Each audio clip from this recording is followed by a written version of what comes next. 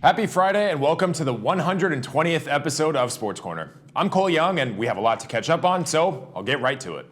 To start, the Olympics are officially over. By the time the episode aired last week, Team USA won a ton more gold medals, most of which came in track and field. Tara Davis Woodhall from Agora Hills, California, won gold in the long jump after she jumped an astonishing 7.1 meters, which is just over 23 feet. She was joined on the podium by another American, Jasmine Moore, who placed third. And I can't talk about track and field without talking about Sydney McLaughlin-Levrone. McLaughlin-Levrone once again broke her own world record, powering over the 400-meter hurdles in 50.37 seconds. This is the 6th time that the 25-year-old American has set a new world record. Not only that, she won the race by just about 2 seconds. If you think that's impressive, what happened in the women's 4x400-meter relay was even crazier. Sydney McLaughlin-Levrone and Gabby Thomas teamed up for the 4x4, and this race was not even remotely close. The U.S. women's relay team won gold by over 4 seconds and missed the world record by just 0.1. Most of the time, the other teams weren't even visible on screen because the Americans had such a large lead. In a much closer race, American Masai Russell walked away with a gold medal in the 100-meter women's hurdles after finishing just 0.01 seconds ahead of the silver medalist. Bronze was just 0.02 behind silver, meaning just 0.04 seconds separated a gold medal from no medal at all. In one of the most thrilling races, the women's 4x100-meter team brought home another gold. Sha'Carri Richardson, Gabby Thomas, Melissa Jefferson, and Twanisha Terry finished with a time of 41.78 seconds, a season best and enough for the gold medal. This was a relatively close race for the first 200-ish meters, and then the final two sprinters for the U.S. quite literally ran away with the race. For the men's track team, Team USA also won gold in the men's 110-meter hurdles when Grant Holloway finished with a blazing fast time of 12.99 seconds. Team USA's Daniel Roberts came in second place for the silver medal, a tenth of a second behind Holloway at 13.09. Team USA's Rai Benjamin followed up when he captured his first individual gold medal after winning the men's 400-meter hurdles. Benjamin tied his season best time of 46.46 seconds. For the first time in 10 years, the U.S. women's national soccer team is back on the top spot on the podium after defeating Brazil and bringing home the gold medal. It was a back-and-forth match all day, and Brazil, to be honest, looked like the stronger team heading into the halftime break with the score tied at 0-0. In the 57th minute, Corbin Albert sent a pass for Sophia Smith.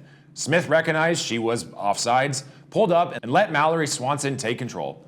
Swanson found herself in a one-on-one position with Brazil's goalkeeper and launched one to the back of the net, putting the U.S. up 1-0. It wouldn't be a U.S. women's national team game without a heart-stopping save, and Alyssa Naeher did it again. Right before the 90th minute, Naeher somehow punched out a one-on-one shot attempt and saved the U.S. lead and secured the gold medal for the team. Another nail-biter gold medal win came from Team USA basketball. The stage was set for a historic matchup between the host country France and the dominant Americans. It's now 5 straight Olympic golds for the USA after a hard-fought 98-87 victory over France.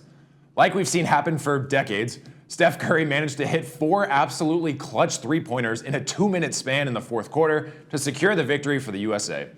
Curry hit 8 three-pointers on the day and finished with 24 points. While Curry was undoubtedly the hero of this game, LeBron James was named Olympics MVP after scoring 14 points with 6 rebounds and 10 assists. It added to his 4 NBA MVPs, 4 Finals MVPs, 3 NBA All-Star Game MVPs, and the only in-season tournament championship in history. James averaged 14.2 points, 6.8 rebounds, and 8.5 assists on 66% shooting in the Olympics.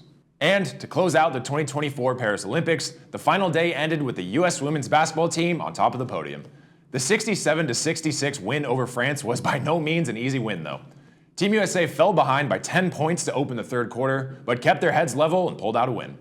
A'ja Wilson scored a game-high 21 points with 13 rebounds, demonstrating that she is likely the best women's basketball player in the world right now.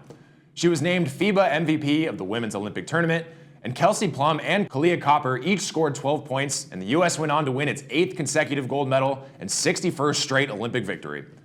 With even more young talent rising, the U.S. women's basketball team will hopefully remain dominant for decades to come. After all was said and done, the U.S. topped the medals table with a whopping 126 overall medals. The U.S. and China were tied for most gold medals, each with 40. I'm beyond bummed that the Olympics are over, but it was a wild ride and a fun 2 weeks. Now we get to look ahead to the 2028 Los Angeles Olympics, which will include flag football, lacrosse, baseball, softball, and more. Now that the Olympics have officially come to an end, the next thing on the agenda is college and NFL football. A lot of news has been circulating the NFL preseason and training camp, and most of the focus is on the rookie quarterbacks around the league. All eyes are on Caleb Williams of the Chicago Bears, and Williams had a strong showing in his preseason debut. Broncos first-round pick Bo Nix also looked pretty strong in his first pro game against the Colts. Patriots sixth-round pick Joe Milton turned some heads, although he is still behind first-round draft pick Drake May on the depth chart. Unfortunately, one first-round pick quarterback will miss his debut season.